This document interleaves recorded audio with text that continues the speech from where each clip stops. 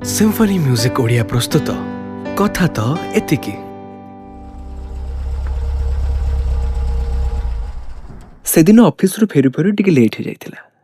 Late पाई दुकान बाजार सबू बंद। रूम रे पहुंचली पाखापाखि 12:15। मो रूममेट अजू भाई कॉलेज रे मोर 2 वर्ष सीनियर थिले। तांकर नाइट शिफ्ट थिबारु मु आसीबा पूर्व ऑफिस चल जाइछंती। मु ऑफिस रे थिला बेले अजू भाई फोन करी कहिथिले, हाँ ऋषि, अरे स्ट्राइक पाई मार्केट फार्केट सब बंद अच्छी, ऑफिस कैंटीन डिनर टा कर दे आसबू। आउ मु सबु बेले भले आज भी डिनर न करी भूली के आछी। 10टा परे कैंटीन भी बंद। गोटे पैकेट बिस्कुट आउ पानी रे एडजस्ट करी सोइबा को चाहिली जे हेलानी। एमती गड़पड़ हो हो अचानक मोबाइल लाइट टा जली उठला। उठिकी देखिली मेसेज थिला अजू भाईर। आ मेसेज रे लिखाई थिला टिफिन भीतर 2टा सिझा अंडा आ आलमीरा ऊपर था करे अध पैकेट ब्रेड अच्छी, खाई की सोइबू।